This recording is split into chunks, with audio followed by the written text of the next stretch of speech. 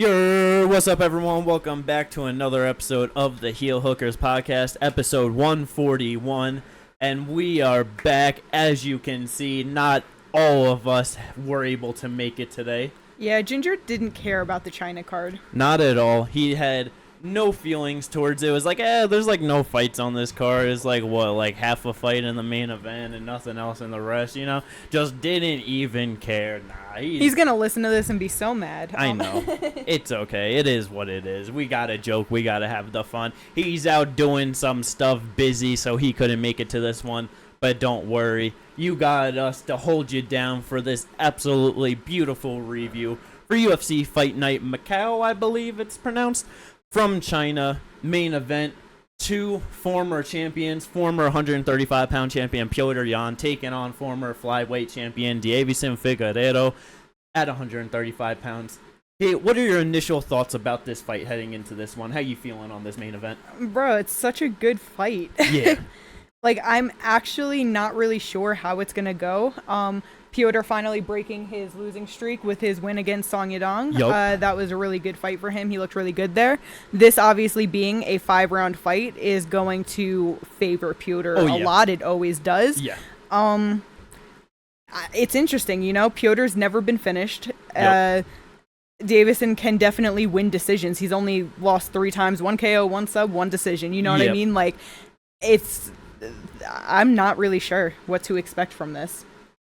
It's a great fight. It's something where, you know, we could have done it a few years ago and it would have been a super fight and a champ versus champ fight. You know what I mean? Yeah. Like you said, Petr Yan ending his 3-fight losing streak in the last one, taking the title loss to Aljamain in the rematch. You lose him by split decision. Loses to Sean O'Malley by split decision. Loses to Merab by decision, which that one was just a clear decision, yeah. But like you said, it was a great win getting it back against Song. I really feel like that was a good fight of just showing that it's like, okay, he's just finding the right steps again, getting, you know, back underneath him of just like, okay, I need to start getting some wins together. Yeah, because it's like realistically, with his 3-fight losing streak, champion in Aljo where he lost a close fight, former champion, which he got the shot right after this fight in another close fight, and then he lost to our now current champion in a very dominant performance by Merab, but he just did what Merab does, you know, like he had the style to really put it on Petr.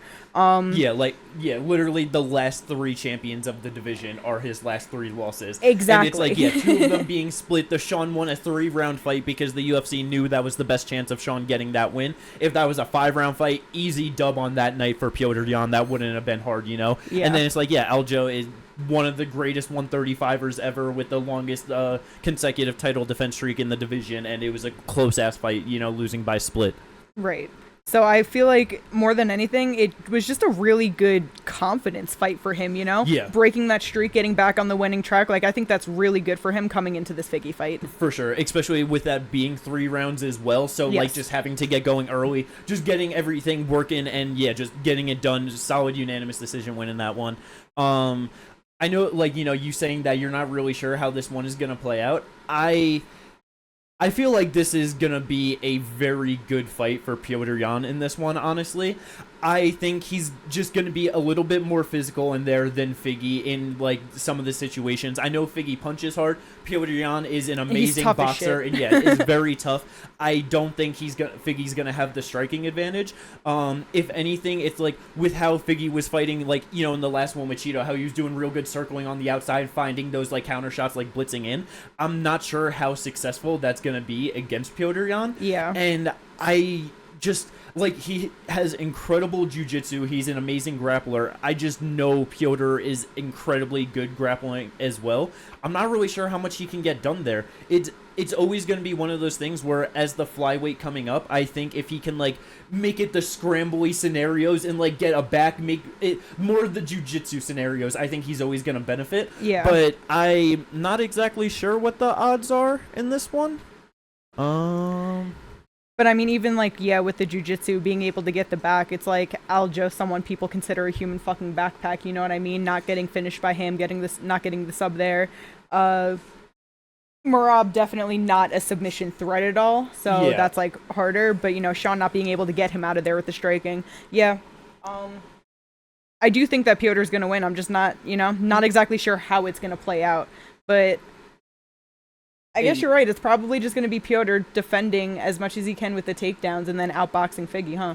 Yeah, I think that there's a good chance that this might be a classic Piotr Yan fight where Figgy's looking very good 1-2 and maybe a bit of 3, but Piotr's just finding the data, getting the time, and I feel like as it goes into the later rounds, I'm not really sure how much Figgy's going to have over 5 at bantamweight as well. That's going to be another test, and I wouldn't be surprised if by 4th and 5th round we're looking towards like a Piotr Yan like late fight TKO or something, you know? True. Like I could see this being a bit similar to like the Jose Aldo fight in that way.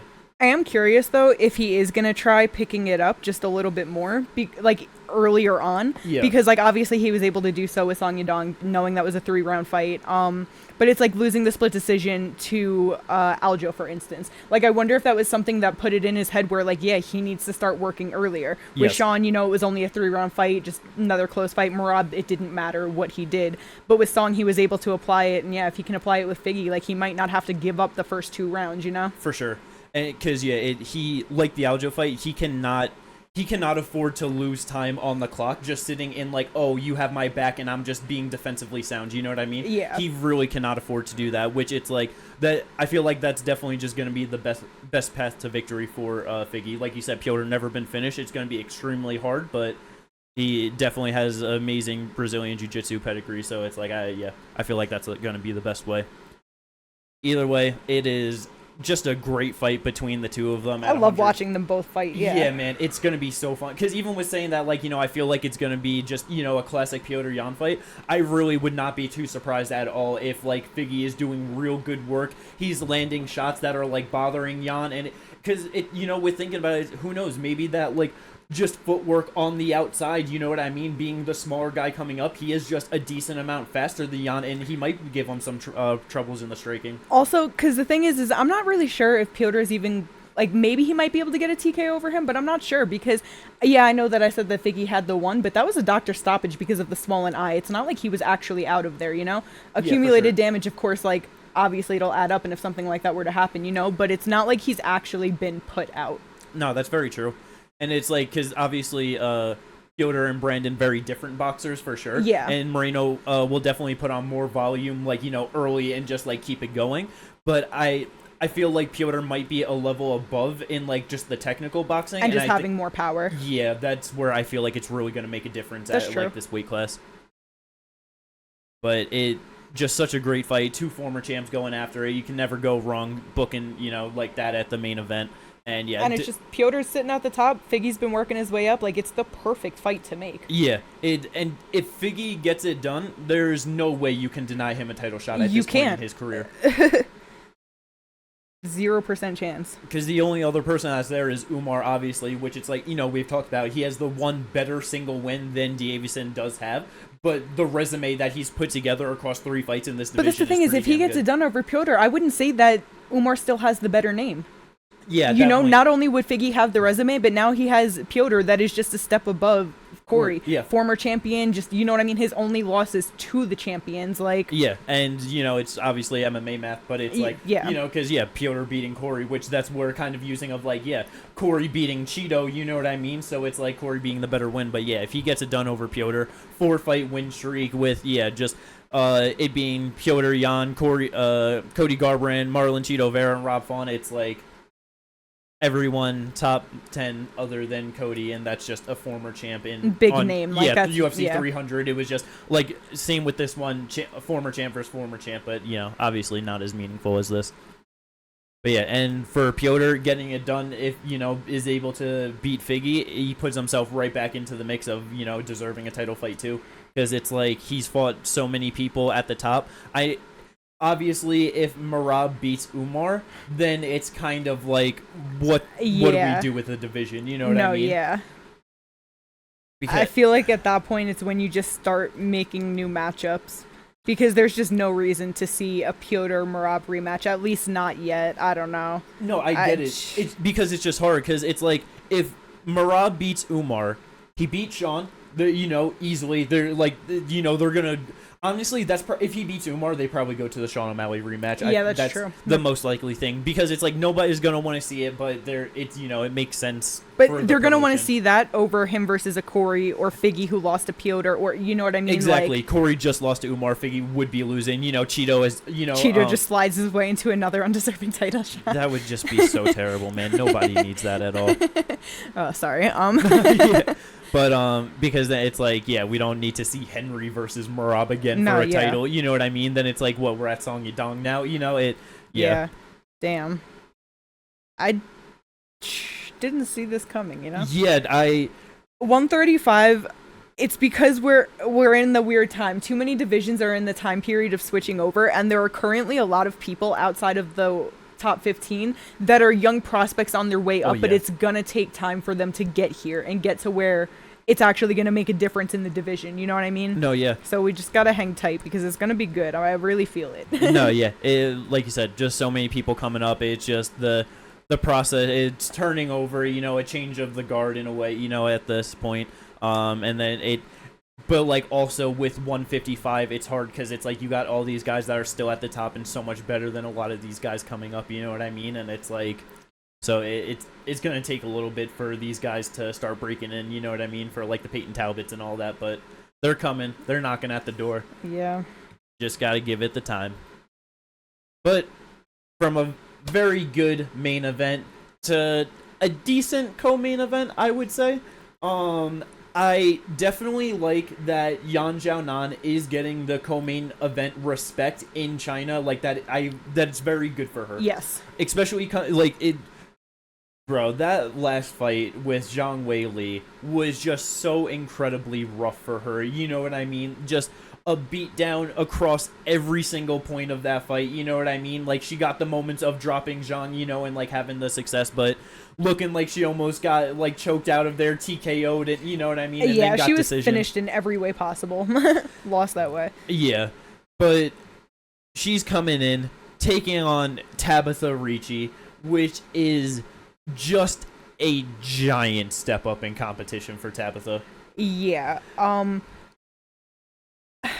I kind of don't get it because I feel like they want to push Tabitha. I don't think they're giving Yan a easy fight in China. Yeah. I think they're trying to push Ricci, but I don't know how this is going to go for her, bro. Like, Yan Xiaonan is a very solid fighter. Yes.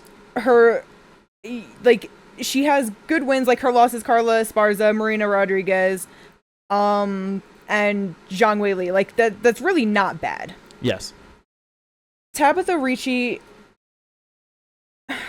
like, her two losses being Manon Farrow, obviously up a weight class, and I'm pretty sure that was short notice for her UFC debut. Like, that's not bad. And then the split decision to Lupi. But it's like the people that she's beating, like the split decision to Tisha this year, the win over Angie Hill, good, but it was still scrappy. Yan Xiaonan is levels above them for her to be in close fights with these girls this year. Yeah. We're not talking about, this was 2 years ago. You know what I mean? Like, they were literally months ago. Yeah. And it's like, with, bringing up, the last three losses, Marina Rodriguez being like the only striker in there, Carla Esparza and Zhang Weili using heavy grappling to be able to get those wins. So that's like obviously a clear path to victory to be able to use, which it's like Tabitha does take down a lot of her opponents and, like score a lot. Yeah. But it's also like overall takedown accuracy, 38%. Yan Xiaonan doesn't have the greatest takedown defense in 62%, but it's not the worst either. It's like, it's just to your point of the level of competition that she's been fighting. I don't know if Tabitha can be like, I can just grab takedowns on her and control, and you know what I mean? Right. And then now if she can't do that and they're just striking it out on the feet for prolonged periods of time, I just really feel like Yan is just going to be so many steps ahead of her. Yes.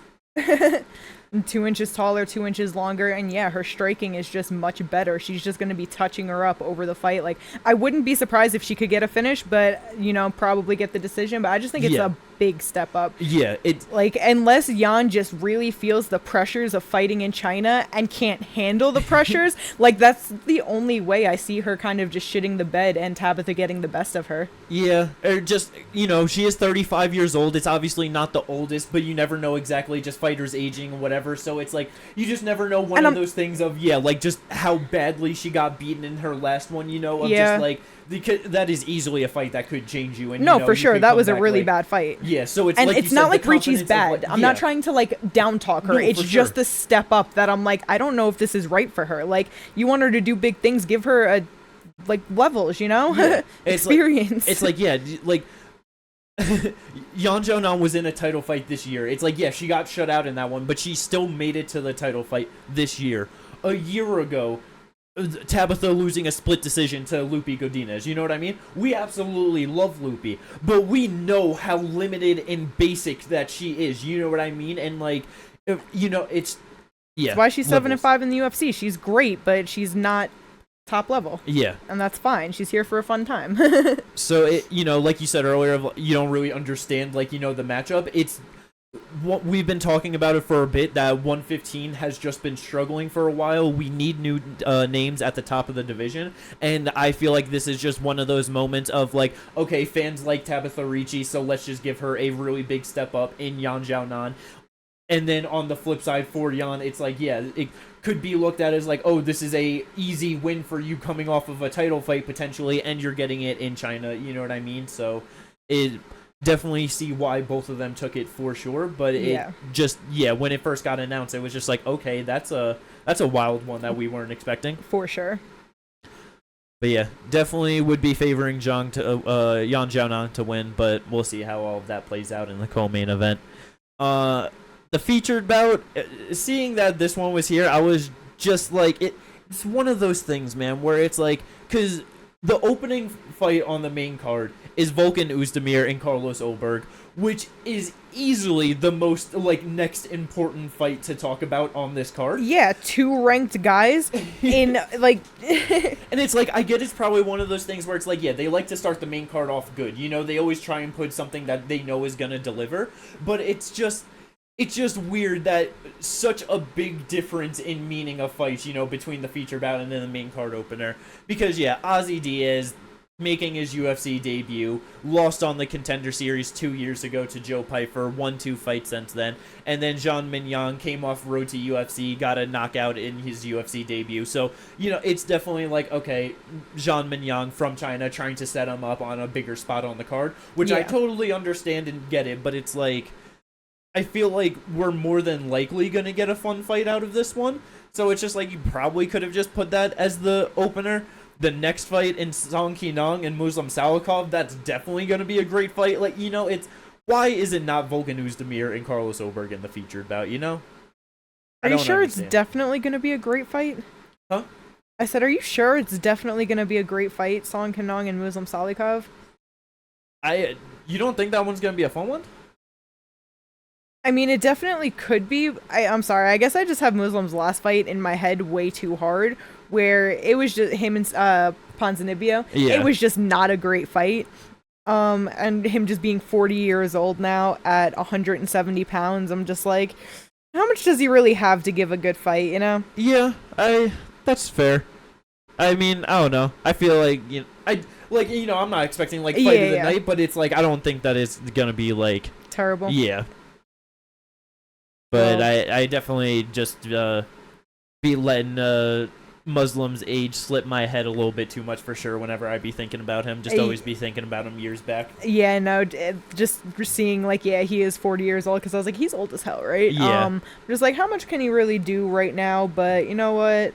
I'm sure Song Kinong will bring a good fight to him, so there we go. It'll be fine. It's because I don't remember the last time exactly that the UFC's been to China either. So it's it's one of those things as well where it's we'll get to it, of the prelim opener and stuff like that, because that's a notable one. But it's I feel like a lot of times things can if they start good, and especially for a card where you have a lot of people from a single country and it's in that country, you can kind of just get the momentum rolling, and the fighters really try to show out and perform, in their home country and stuff. No, yeah, so, for sure.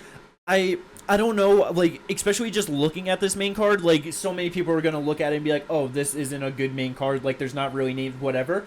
I think it's still going to be a lot of fun, though. No, yeah. I really feel like we're going to get a lot of these fighters trying to show out hard in these fights, and I feel like it's going to be a really fun fight night overall. Because that is something they were able to successfully stack out the card with Chinese fighters for the most part, and make it actually good fights, not like some other cards where they stack it out for that region and it's like, okay, yeah, they're from there, but this fucking sucks. No, like, and it's one of those things too where it's like, I'm sure Song Yadong would have loved to have been on this card. I don't know if just, you know what I mean, like, whatever, but I'm so happy that they weren't like, okay, let's find someone to fight Song in a main event for this card, you know? And then we miss out on this. It's like, yeah, because obviously, you know, we talked about where it's like they sometimes excessively go to like the people from that region and it's not a great card. And they definitely went to a lot of it here, having, you know, road to like UFC and stuff like that. I mean, yeah, the road to the UFC stuff helps, but even outside of it. But that's why I'm saying it's still good though overall. Exactly. But yeah, definitely expecting some good fights. So yeah, you know, Muslim Song, we'll see what happens with that. But motherfucking Kong Wang, she is back. They got her on this card, and that UFC debut coming out and just absolutely starching Victoria Leonardo. It's one of those things where it's like, Victoria, not a great fighter at all, not good. But to just go out there a minute and 2 seconds into your UFC debut, just blasting this girl out of there, because this is 115 pounds, right? Or flyweight, sorry, 125. Yeah. It's like, you don't see a lot of women just going out there and doing that, like, even to the lower women in the division. I really would not be surprised if she's able to do some fun things in the 125-pound division. Yeah. Damn, you know what's crazy? What's up? That girl, Victoria Leonardo, has been finished by head kicks 3 times. Erin Blanchfield, Manon Firo, and Natalia Silva. That's crazy. Yeah, that's fucking insane. Sorry. Erin Blanchfield head kicked her, and then real good strikers and Natalia Manon were like, "Oh, that's so easy to get." Like, oh no, that's she's been stopped in a lot of her losses. All of her fights. All of her losses. Yeah, not a great fighter, like you said. No, but either way, still good. And Gabriela Fernandez, she is 1-2 in the UFC, but she's never been finished. I'm sure Kong Wang will win, but I'm curious to see if she's going to be able to get another knockout or finish over her. Yeah, and it's, you know, like 6-0 in her career, very young. Yeah. Does have a win over Valentina Shevchenko in kickboxing. I was going to say, she does have extensive kickboxing. And that is, like, the one thing where it's like, you get a win over Valentina. Like, that's incredible. Oh, you know what I mean? Truly showing the level of striker that she is at. But it's like, yeah, being 6-0, young in her MMA career, 2 wins by knockout, 2 wins by sub, 2 wins by decision. Yep. So very even across the board. Exactly, showing that diversity in her skill set, and I just really hope that we've been talking about it. 125 on the female side for the past 2 years have been getting all of the prospects coming into it, and it just hasn't been stopping. Like it's just great to see. I absolutely love it. Yep. And then, as we mentioned, the main card opener, Volkan Oezdemir, Carlos Ulberg. Blackjack, the biggest step up in his career, taking on Volkan.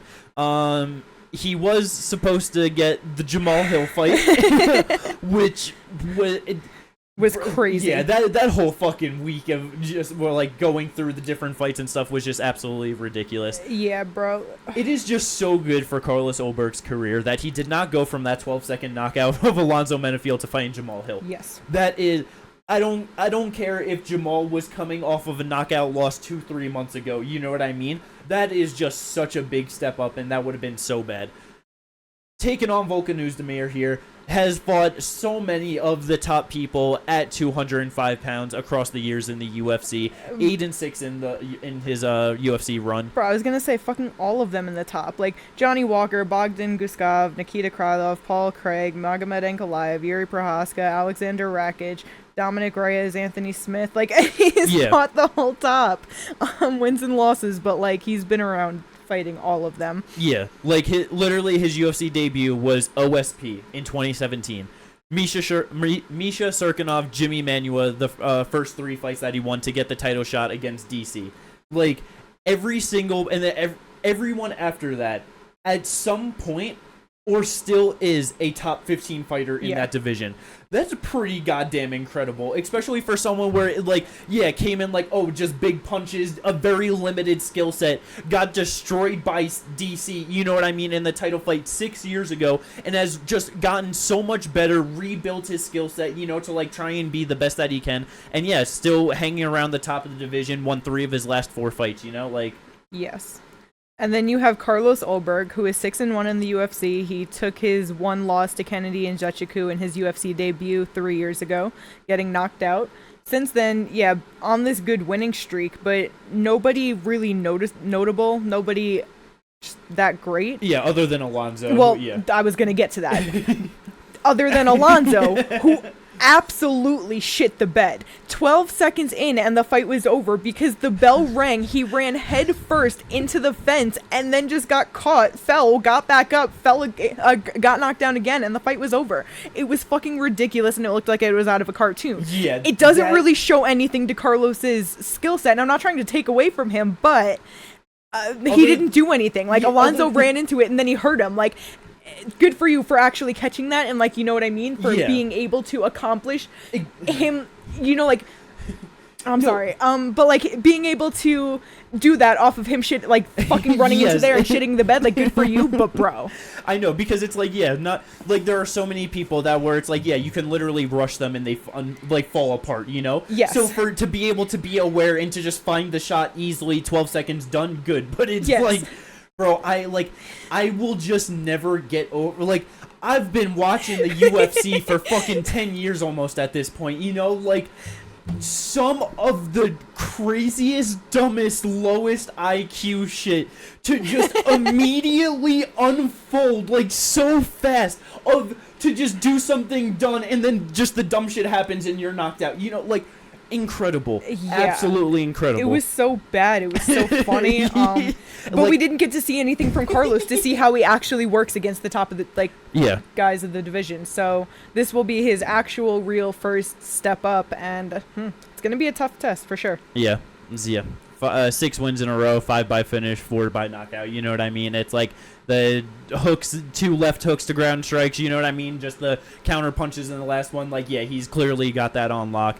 But Volkan, he can be tricky with his timing, man. Like, he's a very good striker. He knows how to mix it up too. Like, if he thinks that he has like the wrestling advantage over Ulberg, you know what I mean, he will go to that if he has to. It's also like Volkan's only been finished twice by knockout, and that was Yuri Prohaska and DC.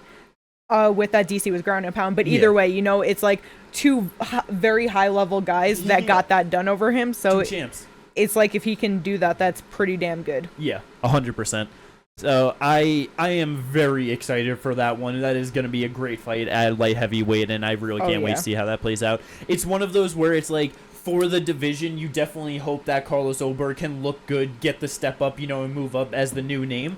But like, Volkan's just always, like, he's just one of those guys where it's like, nobody talks about him. He's just been hanging around for a while, but I like to see him fight. I always want to see him win against most of these guys, you know what I mean? Yeah, he always has fun fights. Yeah. And it's like, he's 35 years old, which I know is, like, older, but not for 205, you know? No, yeah. He's right in his prime at that weight class, so... And, only 1 year older than Carlos Ulberg as well. Oh, shit, I did not realize Carlos Ulberg was 34. That's crazy. I looked into that before because I was kind of curious, and I was like, oh, shit. Like, I saw Ulberg was 34, and I was like, is he older than Oezdemir? And then, you know, I saw 35, and I was like, okay, but, like, not...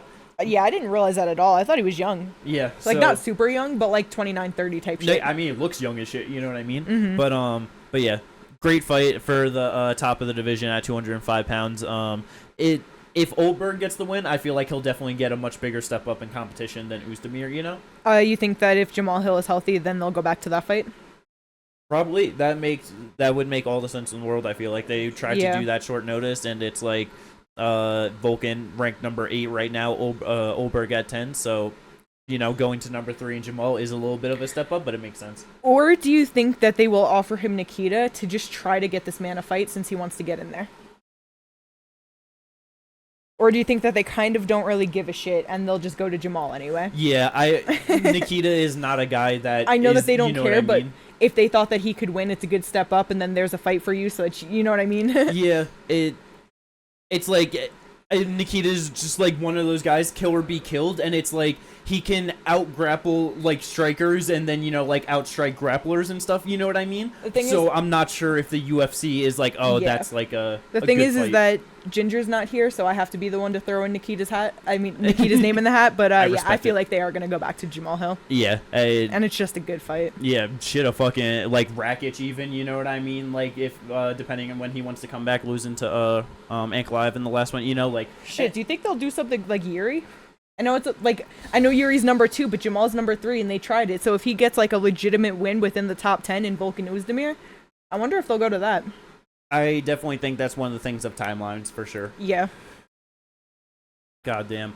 That would also just be because it's like if Oberg looks good and then gets the Yuri fight and then beats him, it's like, bro, I don't want to see Yuri just be like, well, I'm not good. I know. I'm retired. Like, bro, when he said breaks that, my heart that it like that's how his mentality is. It's like. I'm not the best in the world. Why am I doing this? It sucks. Yeah. Either way, though, great fights for the top of 205 pounds. Going on to the prelims, definitely nowhere near as notable fights, or you know what I mean, going into it. But we do have the Road to UFC tournament championships on this card. We got 115 pounds on the female side. We got 125 pounds on the men's side, and then 135 pounds on the men's side as well. So that'll just be nice to, I don't know, tournament things. They're always fun. Yeah, always down for it. So to just know that, like, all right, like they won a couple fights. This is, like first shot in the UFC, getting it done over whoever else. See if they can actually become like a contender coming up in the division. Yeah. But on the prelim headliner, we do got Carlos Hernandez versus, I'm gonna mess it up. You want to hit me with it, Kate? Niam Jargol, Tumen Dembril. Yes.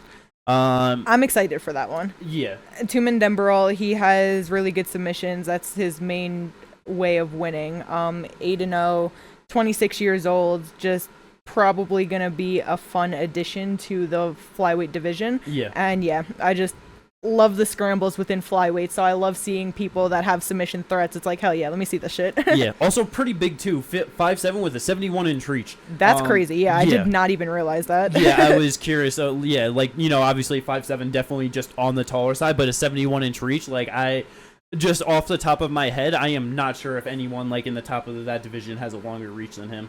Probably not. Yeah, so if Carlos Hernandez, definitely just like a solid test in the UFC, 2-3 overall, you know what I mean? If he's able to get it done, look good over him, then it's like, okay, maybe, just fight with, like, I don't know, Cody Durden type, something like that. For sure. I feel like that would be fun. Oh, yeah. Other than that, though, I know for me, it's just the opener. It's the fucking opener, man. Yeah. When they announced this, I was so excited. I was so excited for two reasons. One, absolutely great fight. Fantastic between Mahashate and Nicholas Mota. Gonna be a banger. Someone's going unconscious. Yeah. But I was also just so happy that Nicholas Mota got pulled from the Ludwig Klein fight. Oh, I know. He didn't need that. No, not at all. But yeah, man, Nicholas Mota, 2-2 in the UFC. Every fight ending by knockout. He knocked out Tom Nolan in the first round, had the no contest with Trey Ogden. Kind of forget how that one played out, honestly. I'm pretty sure it was an early stoppage to a sub. Oh, okay. Yeah, I think you're right on that. And he also knocked out Cameron Van Camp. 2 losses, UFC debut to Jim Miller. That was definitely a rough one, but it's young guy versus the most experienced UFC fighter in history. And then Manuel Torres, who's an absolute monster, too. So, you know what I mean? No real shame in that. Just went to war with, the one-round craziness of Ignacio Bahamondes, yeah. But it's just, both of them losing, they have some rough losses, but 2-2, this is going to be so fun. Because both 2-2, Mahashate, UFC debut, just what a difference from Nicholas Mota, because he got shut down by Jim Miller. Mahashate came in first round knockout over Steve Garcia, which has aged so incredibly well, and we'll get into Steve Garcia later. But like that was just a really good win, especially with what Steve's been doing. 2 fights back-to-back losses. Rafa Garcia, that was a rough one, missing weight in that one, and then the finish to Slava Claus, that's definitely rough, but is motherfucking Slava, you know what I mean? And then the split over Gabriel Benitez, definitely not the greatest win. It's funny because with them both having such different UFC debuts, I feel like Moda has had like a better 2-2, you know what I mean, than Mahashate has overall. Oh, for sure. But yeah, it's going to be a whole lot of fun. Mahashate, 6 feet tall, 71.5-inch reach at 24 years of age. And then Nicholas Moda. 5'9". Yeah, 5'9", 70.5-inch reach, 31. So Mahashate, very young, got so much time to work and learn. But yeah, that is going to be a great fight, man. I'm so excited. But let's go. That is all of the good stuff to talk about from this card on UFC. And the worst part about it, the start time. Oh my god, I totally fucking 3 a.m. Eastern, 1 a.m. for us. Oh. Fucking midnight for Pacific time. Yeah. Oh. So I guess it's just one of those, okay, you're not sleeping before watching this, you're just staying up all night and fucking your sleep schedule for the weekend. Yeah, just gonna be sleep drunk watching Piotr and Figgy having a crazy 5-round fight. Bruh. Oh my god. Absolutely incredible. But we do got some fight news to talk about. No other big events going on that weekend. But I'm pretty sure there was like an actual like whole bunch of like smaller things going on. Like I think there's like Aries Brave, like just like a bunch of random stuff. Yeah. LFA. Yes. But we do got a pretty good amount of fight news to go into, and some real good shit to talk about too. Oh yeah. Oh, so let's just get right into it. We were just talking about him, motherfucking Steve Garcia. He's been ripping motherfuckers apart at 145 pounds. I believe it's five fight winning streak, and all of them finishes. Yes, all by knockout, right? Yep, knocked out Chase Hooper, Shailene Shaylin, sorry. Yep. Melkazel Costa, Sangwoo Choi, and Kyle Nelson. Yeah, which... That one I think is the funniest because Kyle Nelson was, for whatever reason... He was supposed to fight Calvin Kattar, and Steve Garcia is the name we were like, why isn't he fighting Calvin Kattar? This doesn't make any sense. It's Kyle Nelson on a 3-fight winning streak against Blake Builder, Fernando Padilla, and Bill Algeo. And then that gets canceled. Calvin Kattar pulls out, in steps Steve Garcia, and knocks him out first round. Yeah, it really was just so perfect of like, okay, this was the justice we needed. You know what I mean? Yeah. But yeah, with that, and it's a big but. He gets himself a fight against the motherfucking legend. Everybody loves him. A vet of all vets, Edson Barboza, February 22nd. This is, I think, one of the worst fights for Steve Garcia going into the rankings. I agree. Because Barboza's, 37, 38 years old now, I'm pretty sure. He is 38 years old. He will be 39 by the time this fight happens. Nice. He's just one of those guys where he is just, like, obviously he's losing a step overall, but he's still aging very well overall, too. And I feel like Steve is way too open, way too kill or be killed, that a precise, powerful counter striker that Barboza can be, he is probably going to finish Steve Garcia in the first round. I would not be surprised at all. You think so? Yeah, man. Steve's going to be going after him, and it could just easily be something like in the way of like the Billy Q one, you know, where just Billy going into him and just boom, counter knee, like just something, and it's just over. No, yeah, I feel you. It definitely could happen. It's so hard because it's just one of those things of when is damage and age gonna add up? Because it's like, I don't know. Just a little over a year ago, Sadiq Youssef 10-8'd him round 1, gassed out, and then proceeded to get dominated for the next 4 rounds. Yep. Got fight of the night the year. I mean, yeah, right before that, a few months before that, performance of the night for the knockout over Billy Q. And then even in his loss to Lerone Murphy just a couple of months ago this year, getting fight of the night because he's still out there performing. You know what I mean? Like, he's still looking good. And it's just so crazy because, yeah, like, when is it going to give out? Like, you know, Steve Garcia, like we said, 5-fight winning streak, all knockouts, you know, is that going to be enough power to get him out of there? But if it's not, it's going to be a long-ass fight for him because Edson Barboza is so well-rounded. Oh, yeah. Yeah, man. And like you said, Garcia just being pretty willing to go forward and possibly run into a shot. It's like, yeah. Yeah, his one knockout loss was to Mahasheti, but Barboza can do it. Yeah, exactly. It's just one of those things. If Garcia is able to get it done, especially by knockout, I mean, my heart would break for Barboza to watch that happen, you know what I mean? But, like, holy fuck, what a way to extend this streak into, like, to legitimizing himself as, like, a top 15 contender, you know what I mean? But, because, yeah, the one thing with Steve, it's like the majority of his losses are decisions. He has 3 decision wins, 3 decision losses. So I wonder if he has a tendency of slowing down in the back half at all, because that's something we know Edson can go. Oh, yeah. We know he has the cardio. So, like, if Steve starts to slow down at all, that's when Edson's really going to pull up. Yeah, and it's like, because Edson will slow down when you bring the grappling to him a lot, but I don't Steve's not going to do that. Yeah, so he has no submission wins, 14 KO wins, 3 decision wins, and then, 1 sub loss, 3 decision losses, the 1 KO. Like, he's not a grapple guy, he's not a sub guy. I mean, with the Kyle Nelson one, was it him that went out there and took him down? Or did Kyle Nelson take him down and then he got back up and then knocked him the fuck out for it? Yeah, I'm pretty sure. Okay, I think, all right. I knew there was something in there, just had to clarify that, but yeah. Yeah, but great fight, though. Cannot wait for that. Oh, my God. And it's like also Steve Garcia is 32 himself now, so, like, this is the time to go. Oh, yeah, right in his prime. Oh, incredible. Next one, motherfucking C-Rod. He is back January 11th in the Apex, taking on Austin Bashi, UFC debutant. Which it's like proceeding to be the prospect killer. The prospect killer, yeah. Man, it's just one of those things where it's just so funny of like why does the UFC want someone to do that? You know what I mean? Like I don't quite get it.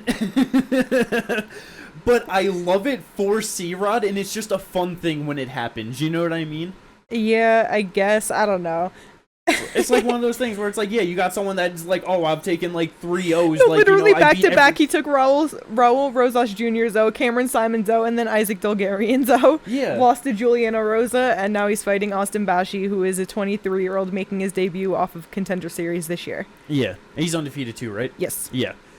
It's like, yeah, like, oh yeah, I'm just taking all these guys O, so let me just give me another guy that I can easily take his O. You know, like it's... You know what? I'll give it to him though. Like he has fought like guys with pretty decent records: 5-0, 6-1, 6-0, 8-1, 7-0, 9-3. I'm talking about Austin Bashi. Gotcha. So okay. You know, he used to go to a decision earlier in his career, but he's been getting a lot of finishes in his last few fights.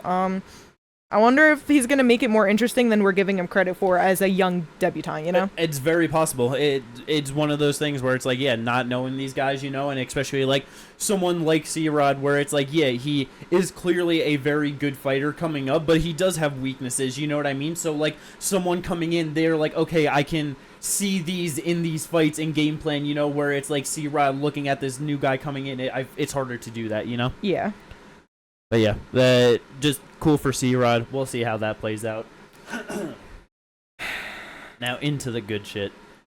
And it is also shit that makes me sad because it's part of the reason why the draft ended with the fights last weekend.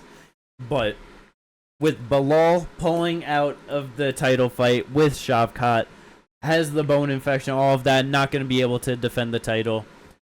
They were looking for something to do, which it's something that's still kind of like, because, you know, Dana was asked like, oh, like, are you gonna do something with Shavkat and then just like promote, you know, like Pantoja and Kai to the main event?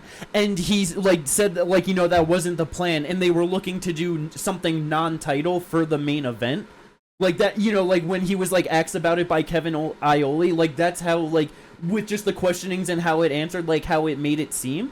And then, you know, Shavkat and Ian is the co-main event. So it's just been something that I've been kind of thinking. It's like, are they going to look to just try and get something extra done for the pay-per-view or something? You know what I mean? And probably not. But, you know, I don't know. I just thought it was like kind of a weird little thing. Could have just, you know what I mean, just been however the phrasing. I feel like you can't read too much into the words of Dana because he do just be saying shit. It's very true. So But either way, they found Shavkat an opponent. And it is none other than motherfucking undefeated Ian Machado Garry. Was supposed to be taking on Joaquin Buckley in UFC Tampa December 14th, a week later. in the main event, and we were just like, okay, like they actually, like he took that, good for him, you know what I mean? But he was saying that he was down to fight Shavkat, and it's one of those things where it's like, are you just saying shit, you know? Right, and he's the only one that actually pulled up. Yeah. Shavkat talking about he's disappointed in the division. Leon, Usman, Bilal, Sean Brady, Jack Della Maddalena, Colby Covington, disappointed in all of them because Ian Garry, the only one to actually step up without the empty, you know? Yup. The empty invitation to fight.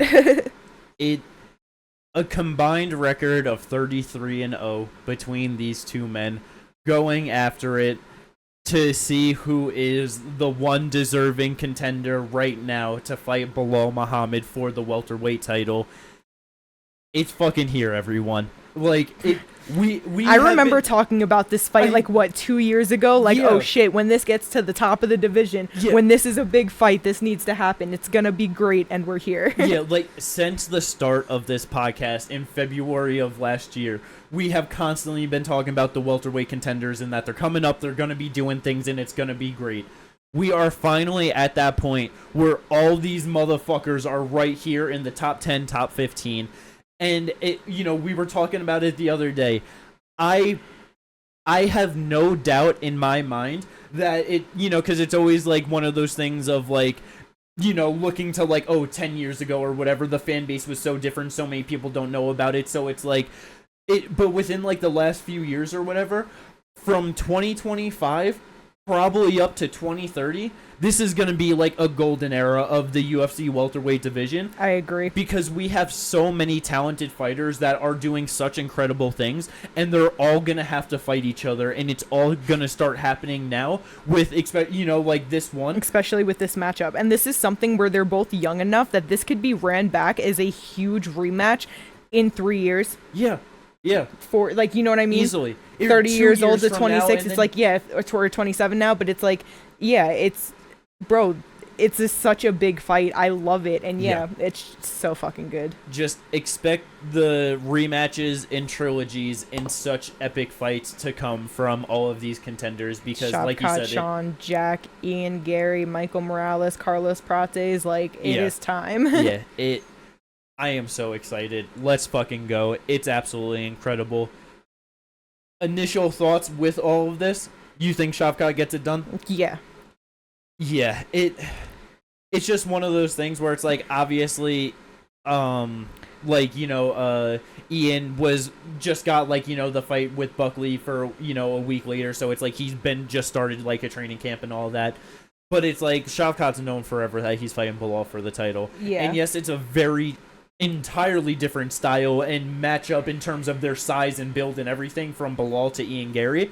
I just feel like the year layoff from Shavkat since his last fight against Wonder Boy, having the surgery and like, getting fully ready, being prepared for a title fight here. He's ready. Yeah. But for me, it's not only just that, but it's like the way the performances have been going. That's even a big factor. Their last 3 fights, Ian Garry, MVP, Jeff Neal, Neil Magny. Shavkat, Wonder Boy, Jeff Neal, Neil Magny. Ian got a very beautiful UD over Neil Magny. You know what I mean? He made him look really bad in there. He didn't get the finish, though. He just got a beautiful UD, Yes. Then had a split decision with Jeff Neal, which was a little eh. Yeah, then did got not the look that great in that. Right. Then got the UD over MVP, which again, it wasn't a great performance. Not at all. And then you have Shavkat, who gilly choked Neil Magny. Standing RNC Jeff Neal, who came in heavy. 5 pounds overweight, I think. Something like that. Sorry. There might be 3, it's some. He weighed in that fight at 175, so 4 pounds. Okay, yeah. And then rear naked choked Wonder Boy. Yeah. With a fucked up ankle on that one, too. Yeah, he went in with torn ligaments, and he didn't get surgery because he wanted to be able to fight. So it's like, not only has he fought literally the same guys, so you can actually compare what they've done against the same person, but it's like, he's just doing better. And then the Wonder Boy win much better than MVP in levels of names and who they are, and he still won in a better fashion. Yes, 100%. Like, yeah, man, it's like Ian is definitely the much cleaner striker in there for sure, and that is the one thing where it's like, we talked about it. It's like Shavkat,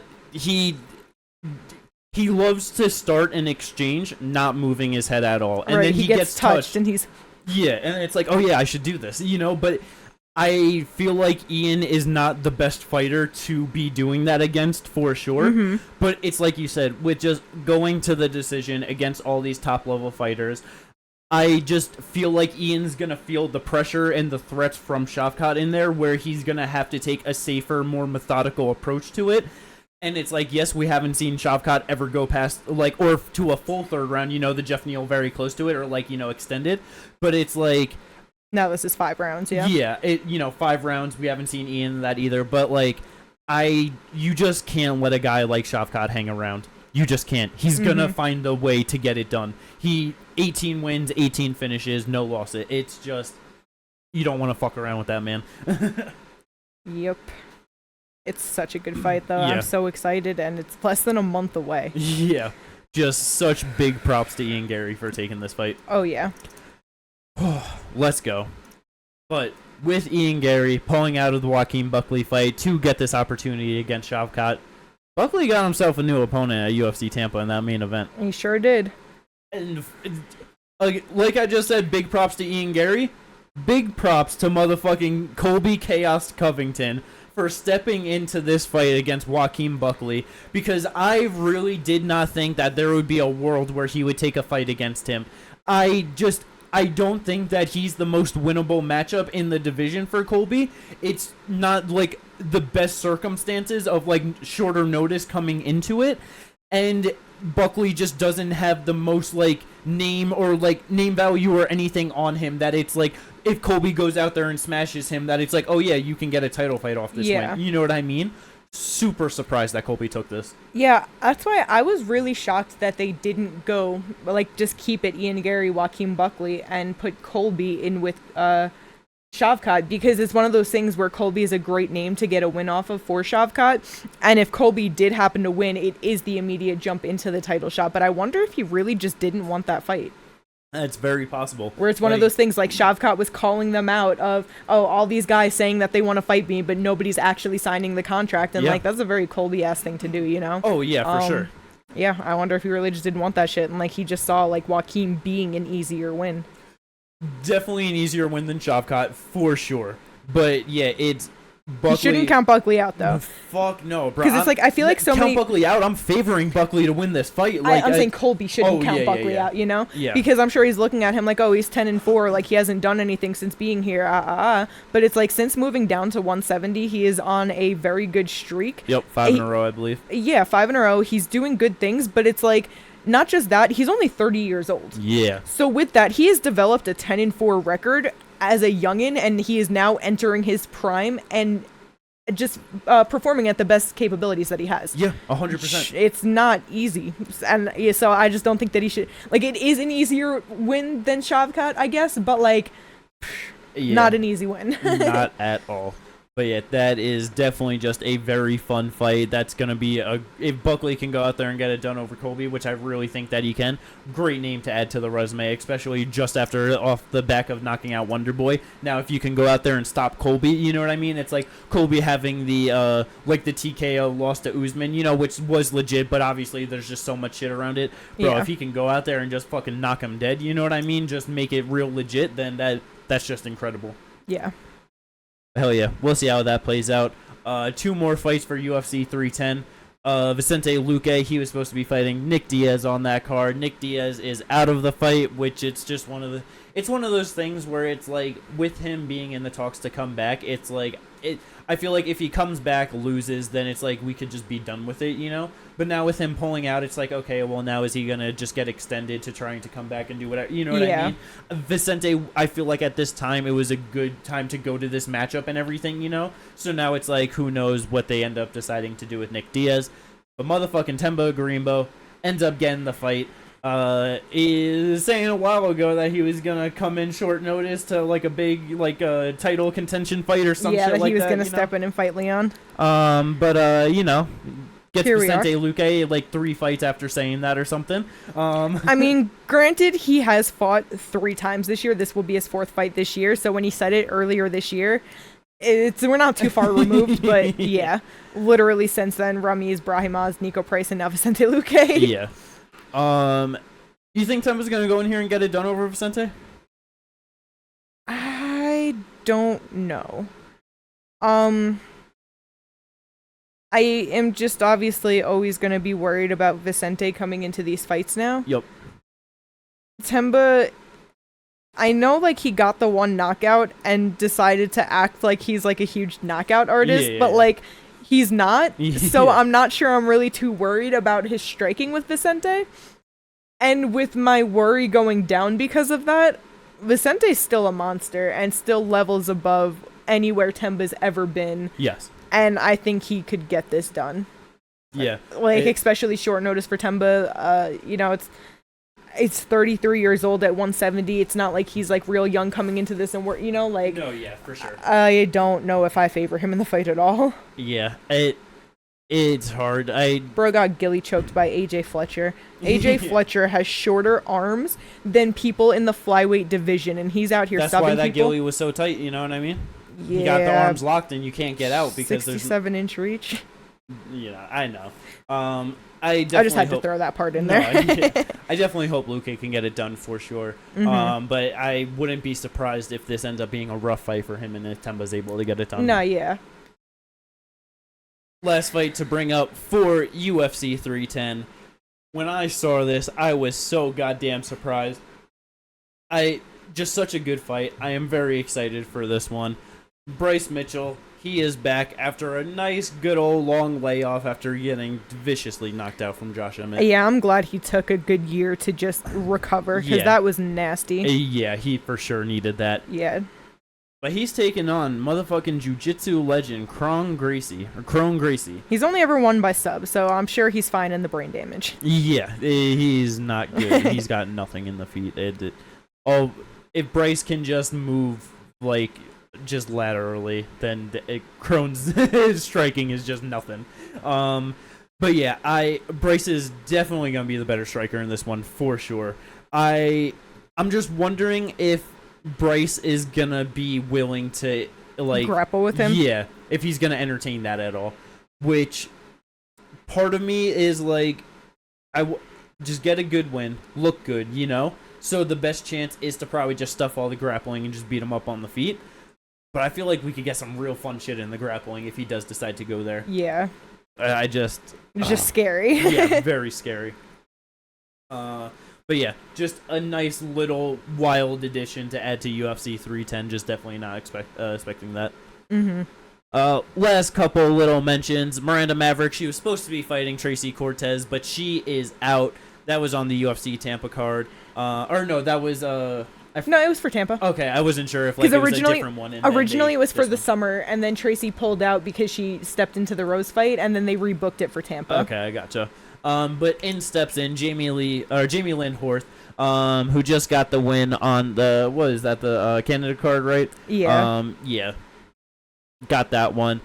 So it was just kind of like, okay, Tracy's out. Jamie just got the win, so let's just throw her in because she's ready to go. You know what I mean? That's literally exactly what it was. Definitely sucks for Miranda because her record in the UFC is 7-3. Her only losses to ranked people in Macy Barber, Erin Blanchfield, and Jasmine Jastovicius. She's on a 3-fight winning streak now. You know, she was going to get that shot into the top 15 twice, and Tracy pulling out twice for different reasons, and now, Jamie Lynn Horth means absolutely nothing, but if she gets the win here, then hopefully they can just book her against somebody else. Don't even worry about going back to it. Yep. Exactly. Definitely just expect her to look good in that one, though. Yeah, for sure.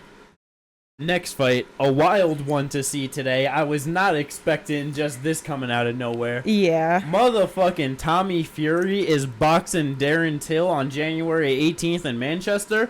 What in the absolute fuck? I love it, though. I saw that, and it was just, I don't know, it just made me smile. I was just like, this is just going to be fun. I'm excited for it. Let's see what the fuck happens. You know what I mean? Yeah. Okay, it's an exhibition boxing, but either way. Terrible. Doesn't mean anything now, right? But nah, I'm sure it'll still just be fun. Mm-hmm. But yeah, Till just been definitely talking more, getting himself back into the mix of just content and everything in like the last few months. He said that he wanted to leave the UFC for a little bit, do some things, and then end up coming back. So we'll see if that ever ends up happening. But just always love to see Darren Till around doing things. Yeah. And then this last little bit of news. As soon as I saw this, I was like, okay, cool. But I was like, instantly, I'm not really sure entirely how I feel about it. Yeah, very split feelings on it. And it's just based off of like selfishness, but then also caring for Mikey Musumeci. Motherfucking Mikey Musumeci gets an exclusive UFC deal for grappling. The first ever deal given to someone for UFC grappling. Yeah, which it's like, you know, when I first heard that, the part of me was just like, are they gonna have him like do grappling stuff on UFC cards? You know what I mean? I wish. Like, that'd be so awesome. He's just one of those guys where you could do that, you know? You easily could, and what's great about it that I love is that they have so many people from their own organization that just go and grapple, and they do like the UFC grappling events, and they just be doing whatever, having fun.